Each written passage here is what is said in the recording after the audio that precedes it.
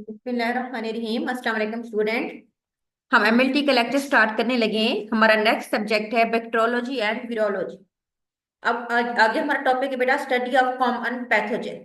जो common pathogen blood culture से हम आइसोलेट करते हैं वो कौन से हो सकते हैं? दो उसमें बेटा बैक्टीरिया दो तरह के होते हैं, एक होते हैं ग्राम पॉजिटिव और दूसरे होते हैं gram negative. Gram positive bacteria हमारे पास आ जाता है स्टेफिलोकोकस ऑरियस, ठीक है। उसके बाद है viridans, streptococci, streptococcus pneumoniae, streptococcus pyogenes and enterococcus. उसके बाद हमारे पास है सेलेस, जिसमें सारे आ जाते हैं। ग्राम नेगेटिव में हमारे पास है सैल्मोनीला, सैल्मोनीला टाइफी, सेरोबस, ब्रोसीला, सोडियोमोनास, ठीक है, हेमोफिलिस। उसके बाद क्लेब्सिलिया, ई कोली, ये मुख्तलिफ हमारे पास ग्राम नेगेटिव बैक्टीरिया में आते हैं।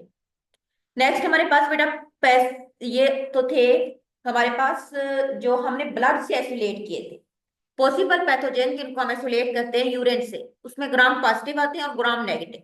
ग्राम पॉजिटिव में कौन से आते हैं बेटा? स्टेफिलोकोकस, सेप्रोफाइटिकस आ जाता है। उसके बाद हेमोलैटिक, स्ट्रेप्टोकोकाई।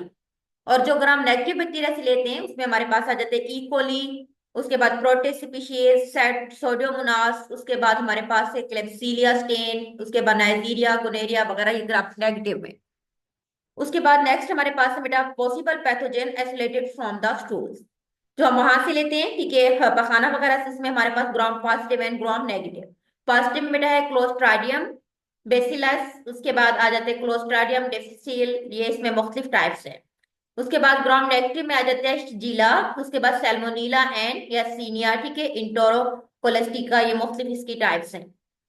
उसके बाद नेक्स्ट आ जाता है possible pathogen isolated from the throat, जो हमारे गले का इन्फेक्शन काज करते हैं। उसमें ग्राम पॉजिटिव में है बेटा हमारे पास स्ट्रेप्टोकोकस पायोजीन्स और स्ट्रेप्टोकोकस ऑरियस। और ग्राम नेगेटिव में हमारे पास है नाइजीरिया स्पीशीज, उसके बाद है मुरगजीला, उसके बाद आ जाता है किथाहेलिस, उसके बाद हेमोफिलस इन्फ्लुएंजा, ये इसके अंदर आते हैं। उसके बाद है नेक्स्ट है बेटा possible pathogens isolated from CSF, cerebrospinal fluid. उसमें ग्राम नेगेटिव और ग्राम पॉजिटिव, जो हमारे सीएनएस एनएसएन के ब्रेन और हमारा जो होता है उसमें इन्फ्लेमेशन वगैरह काज करते हैं। उसमें हमारे पास है बेटा ग्राम पॉजिटिव के अंदर आ जाते हैं स्टेफिलोकोकस ऑरियस और स्ट्रेप्टोकोकस नमूनाई। और जो है सोडियम मोनास आ जाता है उसके अंदर इकोली। और इसके अलावा पॉसिबल पैथोजन जिनको हम एयर अपने कान से सुलेट करते हैं उसमें ग्राम पॉजिटिव में आ जाते हैं बेटा स्टेफिलोकोकस एंड स्ट्रेप्टोकोकस। और जो ग्राम नेगेटिव आ जाता है प्रोटियस स्पीशीज, सैडोमोनास, ठीक है, ये सारे इसके अंदर आ जाती हैं, इनकी मुख्तलिफ स्पीशीज वगैरह। ये तो थे हमारे पास पॉसिबल पैथोजेंस, ठीक है, जिनको हमने आइसोलेट किया था। और नेक्स्ट हमारे पास है स्टडी ऑफ एंटीबायोटिक। इसमें हम पढ़ेंगे बेटा कि एंटीबायोटिक का प्रिंसिपल क्या है, उनका एक्शंस क्या होता है, principle of action of antibiotic on macro organism. Macro organism खासतौर पर जिसमें बैक्टीरिया, उसके बाद आ जाती है उसको हमने किस तरह से किल करना है एंटीबायोटिक के थ्रू। फोर मेजर साइट होती है बैक्टीरिया की जहां पे एंटीबायोटिक जाके एक्ट करती है और उनको डैमेज करती है। एक हमारे पास है cell wall, ribosomes, nucleic acid and cell membrane. Bacterial cell जो कि बेसिस होता है एंटीबायोटिक की एक्शन के लिए, एक बेस है। मैकेनिज्म ऑफ एक्शन क्या है बेटा? सबसे पहले उसमें हमारे पास है inhibition of cell wall synthesis. Cell wall की जो वो वाली एंटीबायोटिक जो कि सेल वॉल की बनने को ही इनिबिट करती है। जब सेल वॉल डैमेज हो जाएगा तो बैक्टीरिया ऑटोमेटिक डैमेज हो जाएगा। उसमें हमारे पास बेटा पेनिसिलिन, पेनिसिलिन हमारी एंटीबायोटिक है जो कि एक्ट करती हैं ट्रांसपेप्टिडेज इंजाइम्स को इनहिबिट करती है। इस इंजाइम्स का क्या काम है कि ये कैटालाइज करता है final cross linkage step in synthesis of peptidoglycan. Peptidoglycan वो एक अहम मटेरियल है जिससे बैक्टीरिया की सेल वॉल बनती है।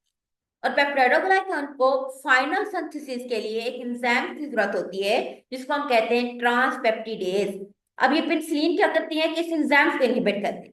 जब एंजाइम इनहिबिट हो जाता है तो ऑटोमेटिक जो पेप्टाइडोग्लाइकेन है वो भी डैमेज हो जाएगा, उसकी सिंथेसिस जो थी हम उसको स्टॉप कर देंगे तो सेल वॉल भी डैमेज हो जाएगी जिससे बैक्टीरिया किल हो जाएगा। उसके बाद है अगली एंटीबायोटिक है बेटा स्वेलोस्पोरिन। स्वेलोस्पोरिन क्या है? ये बीटा लैक्टम ड्रग होते हैं जो सेम मैनर में एक्ट करते हैं जैसे कि पेनिसिलिन है, यानी कि ये बैक्टीरियल सीडल है, that inhibit the cross linkage of peptidoglycan को किल करती है। उसके बाद है कार्बापिनीज कौन सी है? कार्बापिनीज जो होती है बेटा ये भी बीटा लैक्टम ड्रग होते हैं, ये स्ट्रक्चरली डिफरेंट होती हैं पेनिसिलिन से एंड सेफलोस्पोरिन से, but having the same mechanism of action, यानी कि इन तीनों का सेम है, पेनिसिलिन का, सेफलोस्पोरिन का, कार्बापिनीज का, ये तीनों सेल वॉल को डैमेज करती हैं और उसके अंदर भी जो पेप्टाइडोग्लाइकन होता है उसको जो होती है ये खत्म कर देती हैं। नेक्स्ट हमारे पास आ जाए बेटा monobactam. Monobactam are also called, जिसको हम बीटा लैक्टम ड्रग भी कहते हैं, that are structurally different from penicillin and cephalosporin but have same mechanism of action. उसके बाद हमारे पास है विंकोमाइसिन। विंकोमाइसिन क्या है कि ये glycopeptide that inhibit the cell wall peptide glycan synthesis by blocking the transpeptidation. ठीक है, ट्रांसपेप्टिडेशन का मतलब क्या होता है कि जिसमें पेप्टाइड बॉन्ड बनता है, but mechanism different from the beta lactam drug. अब ये अमीनो एसिड का डेरिवेटिव्स है, जिसमें ग्लाइकोपेप्टाइड पेप्टाइड मॉलिक्यूल्स और ग्लाइकोजन से मिलकर बनता है, जिसको हम विंकोमाइसिन कहते हैं। ये सेल वॉल को तो इनहिबिट करती है, लेकिन ये ट्रांसपेप्टिडेशंस को, इनके पेप्टाइड बॉन्ड वगैरह के बनने को रोकती है, और वो जो होती है वो पेप्टाइडोग्लाइकन जो केमिकल है उसकी इनहिबिट कर देती है। अच्छा, नेक्स्ट हमारे पास है, ये आप इसमें देख सकते हैं बेटा, mechanism of action antibiotic cell wall के ऊपर एक्ट करती हैं, इनहिबिटर ऑफ सेल वॉल, उसमें बीटा लैक्टिमेन, विंकोमाइसिन, डेप्टोमाइसिन, उसके बाद हमारे पास है टेलाविंसिन एंड उसके बाद फॉस्फोमाइसिन। उसके बाद प्रोटीन्स की मेटाबॉलिज्म को जो इनहिबिट करते हैं उसमें हमारे पास बेटा सल्फोनामाइड्स एंड उसके बाद है ट्राइमेथोफर्मिन। उसके बाद प्रोटीन की सिंथेसिस को जो रोकते हैं उसमें टेट्रासाइक्लिन, अमाइनोग्लाइकोलाइड्स, मैक्रोलाइड्स, क्लिंडामाइसिन, क्लोरमफेनिकोल, उसके बाद लेंसोलेट्स वगैरह, ये सारे इसमें आते हैं। और कुछ हमारे पास हैं जो कि सेलवाल वाले हमने अभी पढ़े थे बेटा, एसोनियाजेट, एम्फिरोटियोसिन, ये सेल वॉल को डैमेज करते हैं। ठीक है, और जो न्यूक्लिक एसिड के रोकते हैं उसमें हमारे पास है रिफाम्पिसिन एंड फ्लोरोक्विनोलिन्स वगैरह। प्रोटीन सिंथेसिस इनहिबिटर्स, उसमें हमारे पास कौन सी आ जाती हैं? अमीनोग्लाइकोसाइड्स। अमीनोग्लाइकोसाइड एक्ट करती हैं by inhibit the initial complex and misreading of messenger RNA. Messenger RNA basically आगे क्या करते हैं बेटा, प्रोटीन में कन्वर्ट करते हैं, तो ये मैसेंजर आरएनए की कोडिंग को बेसिकली डैमेज करती है।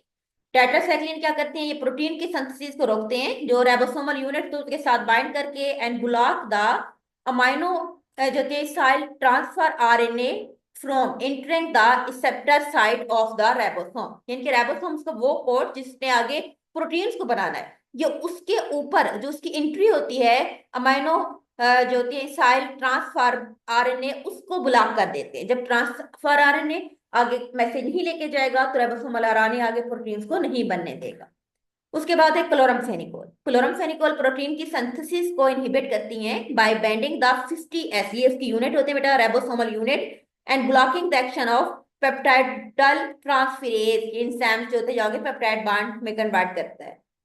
मैक्रोलाइड्स क्या करते हैं, मैक्रोलाइड्स जो होती है बैक्टीरियल प्रोटीन को रोकते हैं by inhibit the 50S ribosomal शब्द unit and blocking the translocation, आगे उसकी जिस तरह होती है ना ट्रांसक्रिप्शन अक्सर ट्रांसलेशन वगैरह को रोकते हैं प्रोटीन्स के बनने को।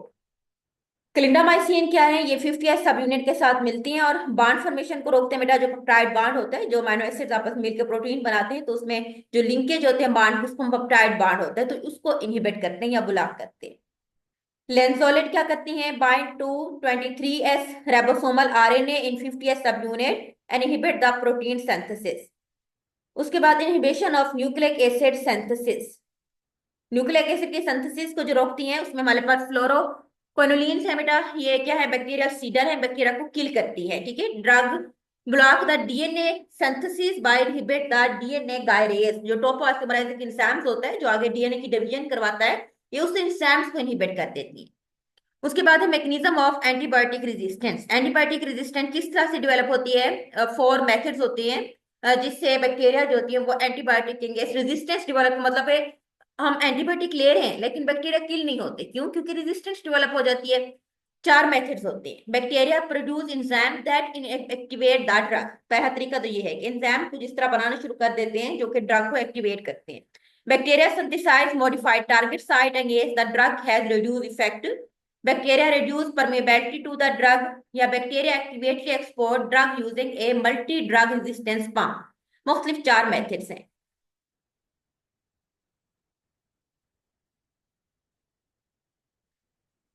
ठीक है, आज के लिए बेटा इतने ही काफी है। अल्लाह हाफिज।